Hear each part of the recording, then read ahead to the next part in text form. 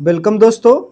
आज हम लोग राजीव प्रकाशन की बुक जो यूपी बोर्ड में चलती है उसमें जो मैथ का चैप्टर है, प्रश्नावली है आपकी 2.3, उसका अध्ययन करेंगे। ठीक है दोस्तों। हाँ, तो आइए देखिए, ये प्रश्नावली है तो इसका दोस्तों हम लोगों को अध्ययन करना है। ठीक है। हाँ, तो इससे पहले हम लोग आगे बढ़े तो आप लोगों से एक रिक्वेस्ट है कि प्लीज़ यदि आपने अभी तक मेरे चैनल को सब्सक्राइब नहीं किया है तो सब्सक्राइब कर लीजिए और बेल आइकन को ज़रूर दबाएं, जिससे आपको आने वाले वीडियो के नोटिफिकेशन मिल सके। तो ठीक है दोस्तों, आज हम लोग फिर से अध्ययन करेंगे प्रश्नावली 2.3 के। ये आपकी प्रश्नावली 2.3। तो इसका देखिए दोस्तों, पहला सवाल दिया हुआ है कि बताइए कि निम्नलिखित बहुपदों में से किस बहुपद का एक गुणनखंड x+1 है। अब ये आपके प्रश्न है और इनमें बताना है कि किस बहुपद का गुणनफल आपका है। पहला है, दूसरा है, 3 है, 4 दिए हुए हैं। हम इनमें से 2 का हल कर लेते हैं, बाकी आप गाइडेंस में समझ जाएंगे कि कैसे सॉल्व करना है। ठीक है। तो देखिए, इसमें हल करते समय आपको क्या ध्यान देना पड़ेगा। जैसे आपको दिया कि x³ + x² + x+1 क्या है, ये जो बहुपद है इसका गुणनखंड x+1 है।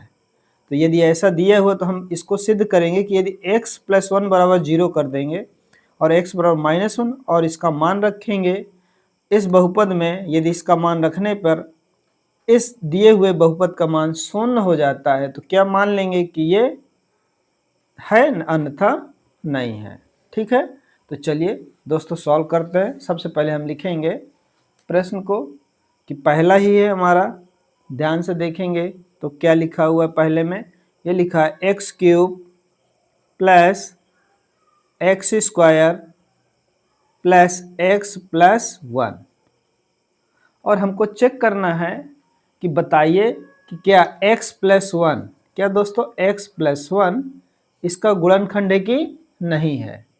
ठीक है। ये आपका दोस्तों बहुपद दिया है।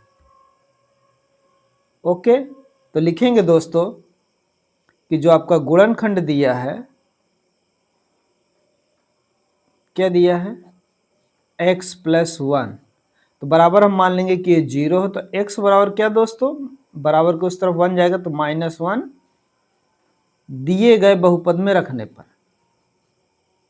दिए हुए बहुपद में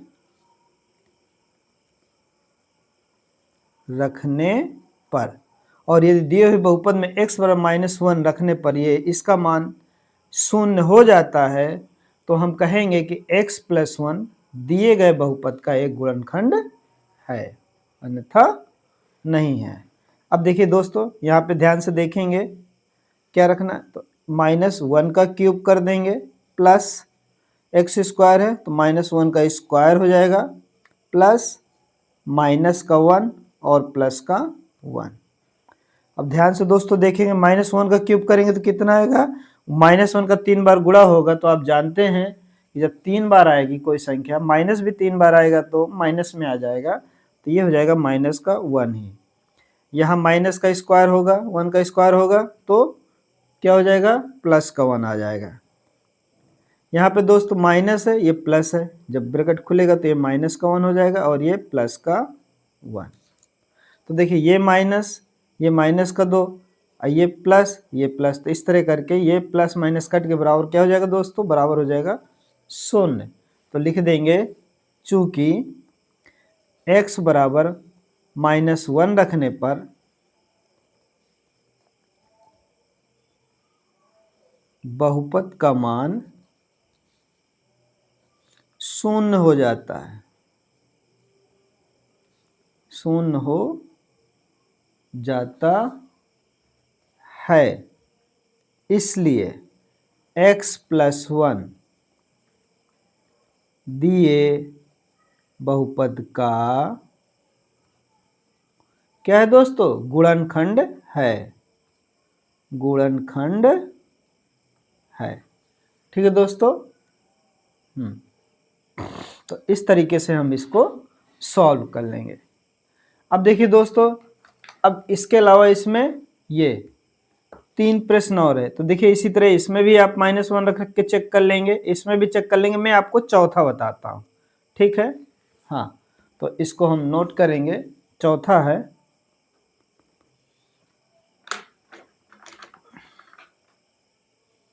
x³ माइनस का x² माइनस ब्रैकेट में 2 प्लस का √2 x और प्लस का 2। ये हमारा दोस्तों व्यंजक दिया हुआ है, और हमको क्या चेक करना है कि क्या x+1 इस बहुपद का गुणनखंड है कि नहीं है। ठीक है दोस्तों, तो हम कहेंगे कि यदि x+1 दिए व्यंजक का क्या होगा दोस्तों, गुणनखंड होगा, तो x+1 बराबर 0, तब आप करेंगे x बराबर -1 व्यंजक में रखने पर। अब देखिए दोस्तों, इसका मान कितना हो जाएगा, तो हम बराबर करके लिखेंगे। यहाँ पे -1 का क्यूब हो जाएगा, यहाँ पे माइनस पहले से है, ये -1 का स्क्वायर हो गया, -2 प्लस का √2, और ये माइनस का 1 और ये प्लस का 2। अब देखिए दोस्तों, देखते हैं आगे क्या आता है। -1 का क्यूब कितना हो जाएगा, -1 हो जाएगा, ये -1 का स्क्वायर +1 हो जाएगा, और ये माइनस पहले से है तो ये 1 आ गया। यहाँ पे दोस्तों क्या होगा, अब अगर गौर करके देखें, इस माइनस का इसमें गुणा कर दें तो ये माइनस से ये माइनस प्लस हो जाएगा। ठीक है दोस्तों, इस माइनस का इस माइनस से माइनस बाहर आ जाएगा तो प्लस का हो जाएगा, तो प्लस हो जाएगा, और यहाँ पे बचा 2 प्लस का √2 और ये प्लस का 2। यहाँ पे ध्यान से देखेंगे, ये -1 है, ये -1 ये भी हो जाएगा, और ये कितना है, प्लस का 2, अब प्लस का √2 और प्लस का 2। ओके दोस्तों,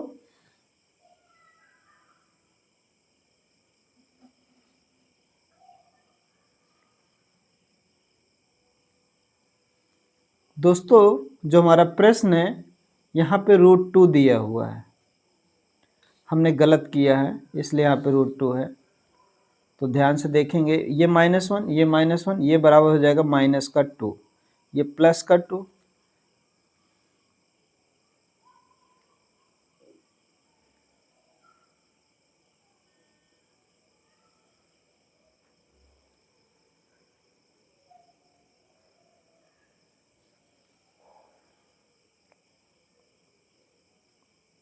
प्लस का 2, और ये प्लस का √2 और ये भी प्लस का √2। देखिए दोस्तों, ये दो कट गए, √2 प्लस का √2,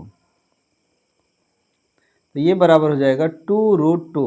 और चूंकि मान 0 नहीं आ रहा है, तो इसलिए आप कहेंगे कि ये दिए हुए व्यंजक का गुणनखंड नहीं है। हमें दोस्तों यही चेक करना है कि क्या वास्तव में जो दिया हुआ है, ये व्यंजक दिया हुआ है, तो इस व्यंजक का x+1 एक गुणनखंड है कि नहीं है। तो आप कह देंगे, चूंकि रखने पे मान 0 नहीं आता है, इसलिए ये दिए हुए व्यंजक का गुणनखंड नहीं है। ओके दोस्तों, अब हम देखिए अगले प्रश्न पे चलते हैं। अब आगे हम पढ़े उससे पहले समझ लीजिएगा थोड़ी कुछ चीज़ें। जैसे हमने लिखा दोस्तों, हमने लिखा 24। अगर हम इसके गुणनखंड करें, यानी गुणनखंड का मतलब गुणा के रूप में करें, तो इसको हम लिख सकते हैं 12 गुणे 2, ऐसे लिख सकते हैं। या इसी को 24 को लिख सकते हैं 8 गुणे 3, लिख सकते हैं ना, तो गुणा के रूप में खंड जो हो जाए। या इसी को लिख सकते हैं, और छोटा करें इसी को, तो 4 गुणे 3 गुणे 2 हो गया ना दोस्तों। या इसी को 4 को हम करें तो 8 गुणे 3 है ना, तो इसकी 2 की पावर 3 कर सकते हैं इसे, यानी 2 गुणे 2 गुणे 2 गुणे 3। ये देखिए इसके अभाज्य गुणनखंड हो गए, इससे ज़्यादा नहीं हो सकता है। तो ये सारे गुणनखंड हैं, तो बस इसी तरह व्यंजक है। अब ये क्या होगा, जो गुणनखंड हो गए इसमें इसका क्या करेंगे, चाहे 2 का भाग दें तो ये 24 कट जाएगा, 3 का भाग दे तो 24 कट जाएगा, 8 का भाग दे तो 24 कट जाएगा, 4 का भाग देंगे तो 12 का भाग, तो ये जो भी गुणनखंड होगा उससे पूरी तरह से विभाजित होगा। लेकिन जब ये व्यंजक में दिया होता है दोस्तों, तब क्या होता है, तब विभाजित तो होता है, लेकिन विभाजित होने का मतलब है कि एक भी शेष नहीं बचता है, और शेष न बचने के लिए यानी शेषफल 0 आता है। और शेषफल प्रमेय हमारी यही बताती है कि जब 0 आएगा तो ये पूरी तरह से विभाजित होगा और गुणनखंड शून्य होगा। ठीक है ना। अब देखिए दोस्तों, इसी में अब हम दूसरा प्रश्न पे आते हैं। देखिए गौर से, दूसरा प्रश्न कहते हैं कि गुणनखंड प्रमेय लागू करके बताइए कि निम्नलिखित स्थितियों में से प्रत्येक स्थिति में gx px का एक गुणनखंड है या नहीं है, हमको चेक करना है। ठीक है, ये दोस्तों कुछ प्रश्न दिए हुए हैं। ठीक है, ये 3 प्रश्न है, ये px का मान दिया हुआ है और ये gx का मान दिया हुआ है। तो हम क्या करेंगे, जैसे gx बराबर x प्लस 1 दिया हुआ है, तो हम इसमें इसको भी चेक कर सकते हैं कि x बराबर -1 आ जाएगा और x बराबर -1 इसमें रख लेंगे। ठीक है, तो चलिए दोस्तों, एक या 2 प्रश्न इसके भी हम सॉल्व कर लेते हैं। तो आपका पहला मैं लिख लेता हूं। पहला है px बराबर 2x³ प्लस का x² माइनस का 2x और माइनस का 1, ये तो px हो गया दोस्तों। अब कहता है gx, तो हम ध्यान से देखेंगे gx बराबर कितना दिया है, ये दिया है x प्लस 1, और ये चेक करना है कि क्या x प्लस 1 यानी gx px का गुणनखंड है। गुणनखंड प्रमेय दोस्तों ये बताती है कि यदि ऐसा है कि x प्लस 1, तो आपको लिख देंगे कि g, अगर हम x का मान निकालना है तो ये gx बराबर 0 रखना पड़ेगा, तो हम लिख देंगे कि x प्लस 1 बराबर 0। तो x बराबर कितना हो जाएगा, -1, और x बराबर -1 ये px में हम रख के चेक कर लेंगे, और ये पूरी तरह से विभाजित होगा तो शेषफल क्या होगा, शून्य होगा, यानी पूरी तरह से कट जाएगा और शून्य आ जाएगा। और गुणनखंड प्रमेय जो होती है हमारा शेषफल प्रमेय भी कहलाती है। ठीक है दोस्तों, तो इस बात का आपको ध्यान रखना है। तो आप लिखेंगे x बराबर -1 px में रखने पर, तब दोस्तों क्या होगा, यानी p के जगह पे यहाँ पे हमने -1 रख दिया, तो इसका मान देखिए ये पे 2 है, x के जगह में हमने -1 का क्यूब कर दिया, प्लस -1 का स्क्वायर हो गया, माइनस का 2x हो गया, ये मैंने अभी रखा, और माइनस का 1। ध्यान से देखिएगा दोस्तों, ये तो 2 हो गए, -1 का क्यूब कितना होगा, -1 ही आ जाएगा, प्लस -1 का स्क्वायर 1 हो जाएगा दोस्तों, -2, और x के जगह में हम कितना -1 रखना है, तो यहाँ पे -1 और ये माइनस का 1। ध्यान से देखिएगा, इस माइनस का इससे गुणा होगा तो माइनस का 2 हो जाएगा, ये प्लस का 1 है। अब दोस्तों ये माइनस का है, ये प्लस, ये माइनस का, तो इससे ये प्लस का 2 हो जाएगा। ठीक है, और ये माइनस का 1। अब ध्यान से देखेंगे, ये 2 प्लस का है, ये 2 माइनस का, तो ये दोनों कट जाएंगे, और ये +1 का है, ये -1 का, ये कट जाएंगे, तो बराबर टोटल उत्तर क्या हो जाएगा, 0 हो जाएगा। तो आप लिख देंगे कि चूंकि, अब इसमें आप लोग लिखेंगे कि x बराबर -1 रखने पर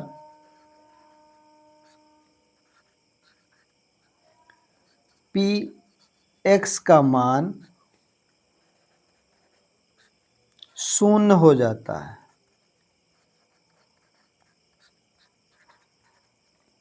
अतः gx क्या हो जाएगा, px का एक गुणनखंड है। तो इसी तरह दोस्तों आप सारे कर लीजिएगा। ठीक है ना, कोई दिक्कत नहीं होगी। और कहीं भी दिक्कत हो तो बताइएगा। जैसे आपका दूसरा पूछता है कि पी एक्स बराबर कितना दिया है, x square x cube plus 3x square plus 3x plus 1, जी एक्स बराबर इतना। चेक करिएगा, यहाँ पे देखेंगे जी एक्स बराबर एक्स प्लस 2, तो आप क्या करेंगे, जी एक्स बराबर एक्स प्लस 2 में यानी एक्स प्लस 2 बराबर 0 करके देखेंगे, यानी एक्स बराबर ऐसे दोस्तों आप लिखेंगे कि जी एक्स बराबर जो दिया हुआ है एक्स प्लस 2 यानी एक्स बराबर माइनस 2 रखने पर आप चेक कर लीजिएगा, और यदि उसका मान शून्य हो जाता है तो वो उसका गुणनखंड है, अन्यथा नहीं है। तो इस तरह दोस्तों आप ये तीनों प्रश्न लगा लेंगे। अब देखिए सारे प्रश्न ऐसे ही है, तो हम लोग चलेंगे तीसरे प्रश्न पे। तीसरा प्रश्न कहते हैं के का मान ज्ञात कीजिए जबकि निम्नलिखित स्थितियों में से प्रत्येक स्थिति में x माइनस 1 पी एक्स का एक गुणनखंड है। ठीक है दोस्तों, प्रत्येक स्थितियों में है। तो एक दो प्रश्न हम दोस्तों लगाते हैं और फिर देखते हैं क्या होता है। ओके, तो अब हम चलते हैं तीसरे का पहले प्रश्न पे।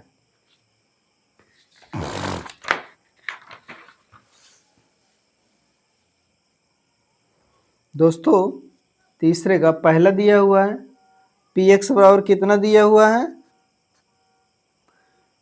एक्स स्क्वायर प्लस का एक्स और प्लस का के, इतना दिया हुआ है।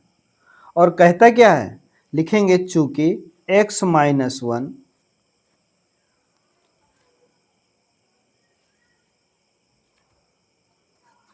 पी एक्स का गुणनखंड है, तो क्या होगा, यानी आप लिखेंगे x माइनस 1 बराबर 0, तो x बराबर 1 रखने पर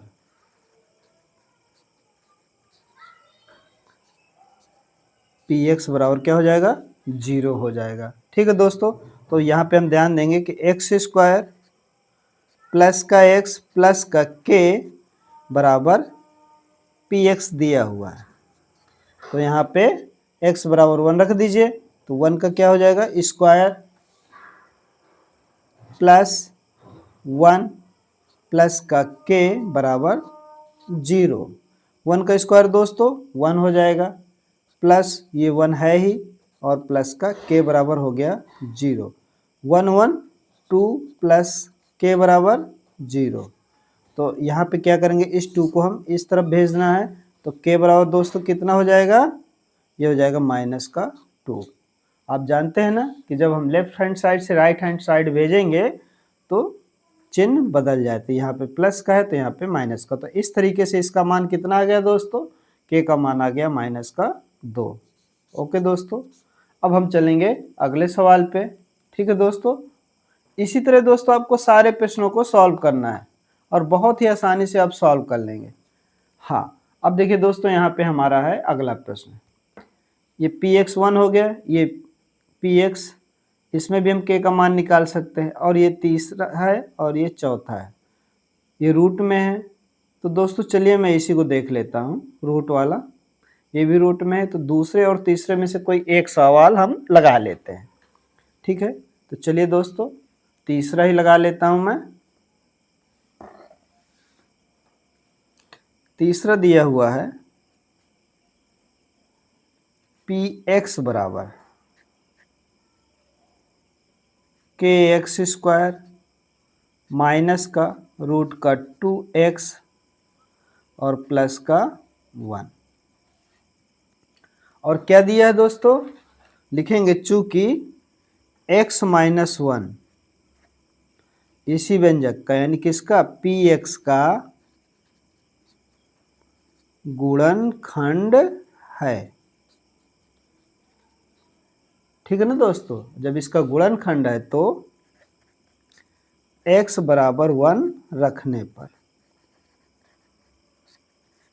क्योंकि दोस्तों ये बराबर के उस तरफ जाएगा तो प्लस का हो जाएगा। ठीक है ना, तो x बराबर 1 रखने पर, तो यहाँ पे क्या होगा, इसका मान पी एक्स बराबर क्या हो जाएगा, x बराबर रखने का पी एक्स बराबर हो जाएगा 0। अब चलिए इसमें रख लेते हैं तो k है, x के जगह में 1 का स्क्वायर हो जाएगा, ये माइनस का रूट का 2 है, x के जगह में दोस्तों ये 1 हो गया और ये प्लस का 1 और बराबर हो जाएगा 0। ओके, अब 1 का स्क्वायर 1 ही आएगा तो k इंटू 1 हो गया ये कितना हो जाएगा, रूट का 2 हो गया और ये हो गया प्लस का 1 बराबर 0। अब ध्यान देंगे दोस्तों, k का 1 से गुणा होगा तो k हो जाएगा रूट 2 का, ये रूट 2 है ही और ये प्लस का 1 है। अब देखिए दोस्तों, रूट 2 को उस तरफ भेज दीजिए, 1 को उस तरफ भेज दीजिए, तो k बराबर कितना हो जाएगा, ये हो जाएगा रूट 2 प्लस में हो जाएगा और ये 1 माइनस में हो जाएगा। यही आपका आंसर हो गया।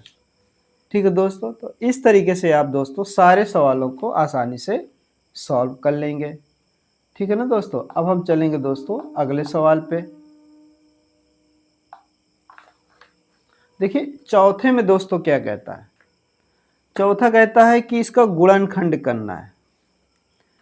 अब देखिए दोस्तों कैसे गुणनखंड करेंगे, कहता है 12x square minus 7x plus 1 है, दूसरा ये दिया है, तीसरा ये दिया है, चौथा ये दिया है और इन सब के दोस्तों गुणनखंड करना है। इसके बाद ये उत्तर माला आ गया। तो देखिए लास्ट वाला है, हम ध्यान से देखेंगे, इसमें से हम 3 लगाएंगे और आपको हम समझाएंगे कि कैसे। ये क्या दिया है दोस्तों, द्विघात समीकरण दिया हुआ है। ओके, दो घात समीकरण दोस्तों हल करने के कई तरीके हैं, लेकिन इसमें हमको मध्य पद को विभाजित करते हुए करना है। तो चलिए दोस्तों अब हम लगाते हैं चौथे पे।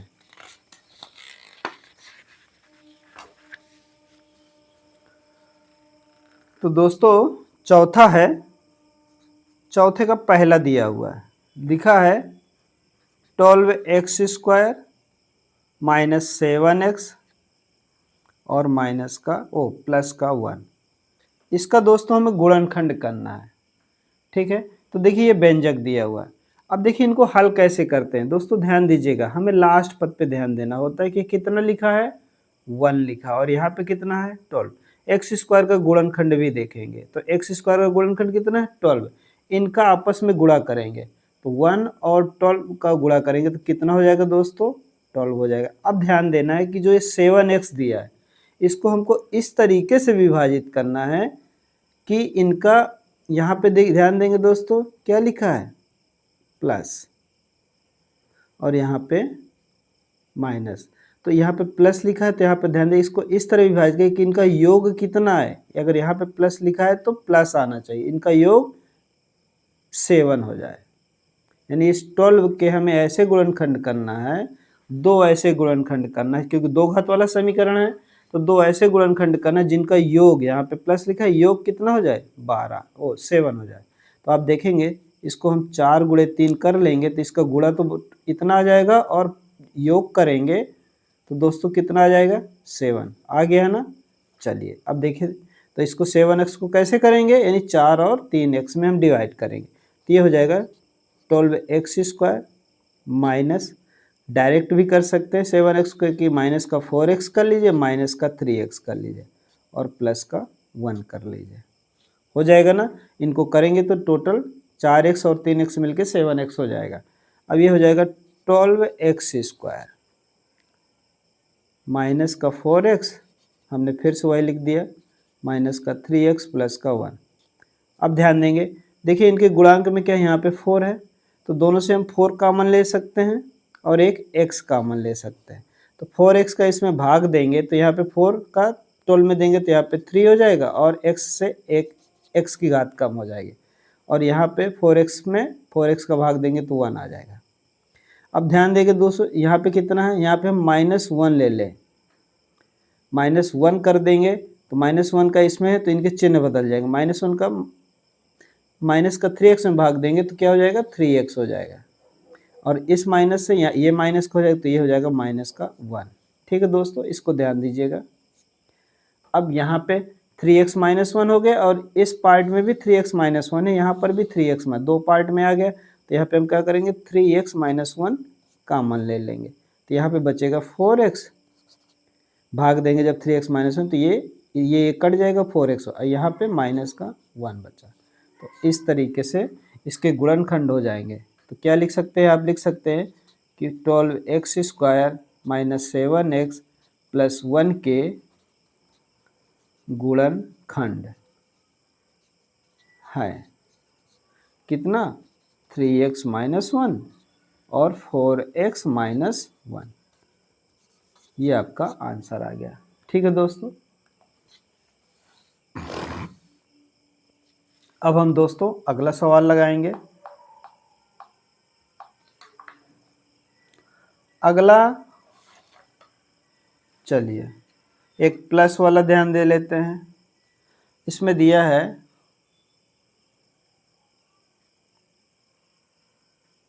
दूसरा दोस्तों 2x² प्लस का 7x प्लस का 3। मैंने दोस्तों बताया है कि x² का गुणनखंड कितना है, 2 है, यानी इसका गुणांक 2 है और ये 3 है। तो 2 और 3 का हम आपस में गुणा करेंगे तो कितना आ जाएगा, 6।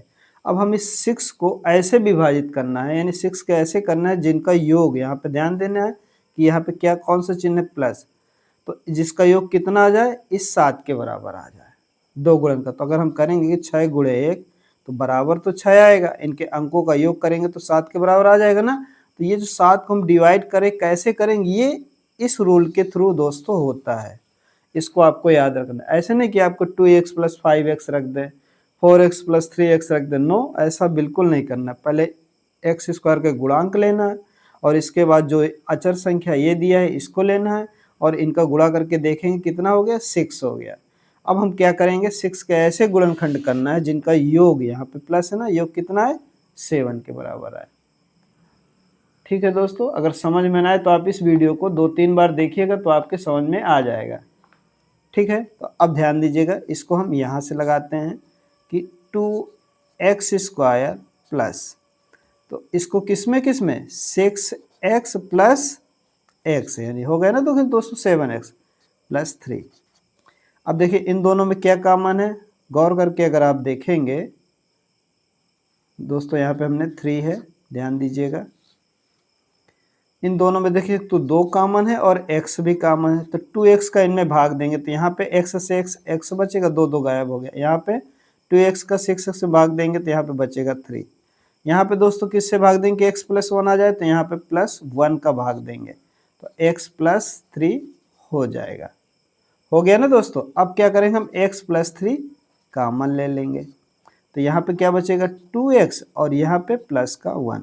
तो ये दोस्तों हमारे आंसर आएंगे कि x प्लस 1 और 2x प्लस 1 क्या है, 2x² प्लस 7x प्लस 3 के गुणनखंड है। अब देखिए दोस्तों, अब हमारा है छठवां, सॉरी दोस्तों अगला प्रश्न, इसको हम दोस्तों यहीं पे लगा लेंगे। लिखा है कि 6x²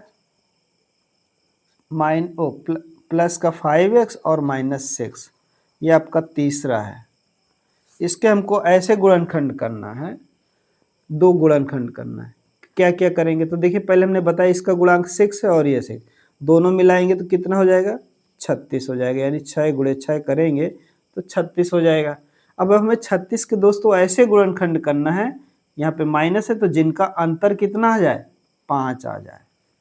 अब आप सोचिए कि कौन कौन से हो जाए, तो जिनका अंतर हो जाएगा 5, तो 36 के 6 गुणे 6 तो 0 अंतर आ जाएगा। 12 तेईस 36, 12 और 3 का अंतर दोस्तों कितना आएगा, 5 आएगा, 9 आता है। तो और क्या हो सकता है, 9 चौको 36, यानी 9 और 4 अगर हम ऐसे कर लें तो 36 आ जाएगा। और अंतर भी कि दोस्तों कितना आ रहा है, 5 आ रहा है ना, तो हाँ कर दीजिए। तो इस 5x को हमको ऐसे डिवाइड करना है 9 और 4 के रूप में कि ये कितना हो जाए, कि योग करने पे फिर से इतना आ जाए। तो कर देते हैं 5x²। यहाँ पे दोस्तों हम क्या करेंगे, अंतर वाली बात है तो यहाँ पे प्लस का 9x हो जाएगा और माइनस का 4x और माइनस का 6। यहीं पे हमें सारी गणित लगाना है कि इस 5x को हम किस तरह से हम डिवाइड करेंगे। अगर आपको ये आ गया तो आप गुणनखंड बहुत ही आसानी से सीख जाएंगे। ठीक है दोस्तों, अब देखिए, अब यहाँ पे 9x बड़ा वाला ही रखना है, क्योंकि देखिए ध्यान देना है यहाँ पे योग कितना होना चाहिए, प्लस में 5x आना चाहिए। तो आप माइनस का 9x और प्लस का 4x नहीं करेंगे, अगर यहाँ पे माइनस होता तो आप जरूर कर देते। ठीक है ना। तो अब यहाँ पे देखिए दोनों में हम क्या कॉमन ले सकते हैं, हम दोनों में, इन दोनों में 3 कॉमन आ सकता है और x आ सकता है। तो 3 दूनी 6 यानी 2 और x हो जाएगा। अब 3 का इसमें गुणा, 3 दूर का 9, x कट जाएगा तो यहाँ पे 3 हो जाएगा। और यहाँ पे दोस्तों क्या कॉमन ले सकते हैं, माइनस का 2 कॉमन लेंगे, तो 2 से 2x में भाग देंगे 4x में, तो 2x हो जाएगा, 2 3 6 प्लस का 3 हो जाएगा। अब दोनों में दोस्तों क्या कॉमन आ गया, इस हिस्से में 2x प्लस 3 हम कॉमन ले लेंगे, तो क्या बचेगा, यहाँ पे बचेगा 3x माइनस का 2। तो दोस्तों इस तरीके से आप सारे गुणनखंड कर सकते हैं। ठीक है, मैं समझता हूँ आपके समझ में भी आ गया होगा कि कैसे क्या करना है। अब देखिए इसी प्रश्नावली में सिर्फ एक ही प्रश्न बचता है, ये एक बचा 3x स्क्वायर माइनस एक्स और माइनस का 4। तो चलिए दोस्तों हम इसको भी लगा लेते हैं। ठीक है,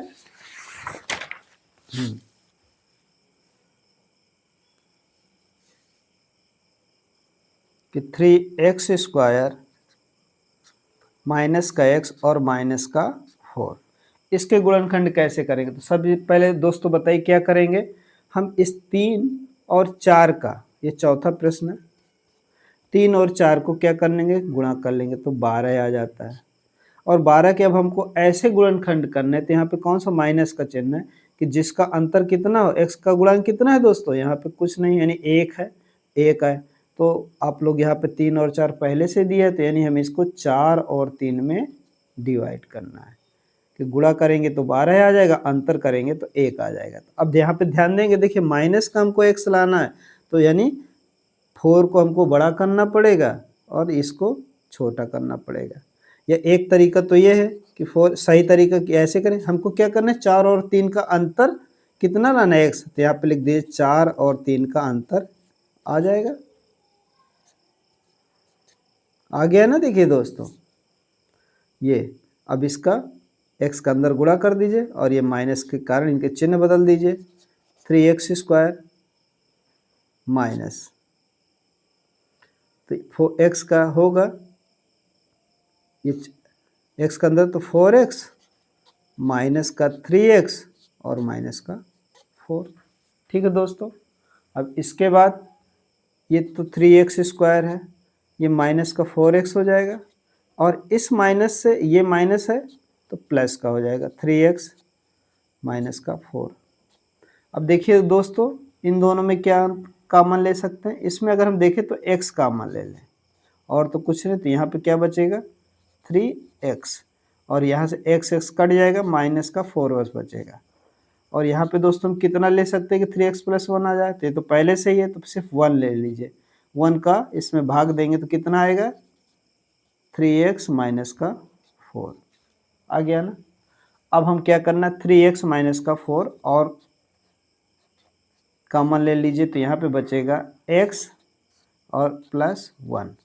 तो अब इसके गुणनखंड दोस्तों कितने आ गए, ये हो गए इसके गुणनखंड।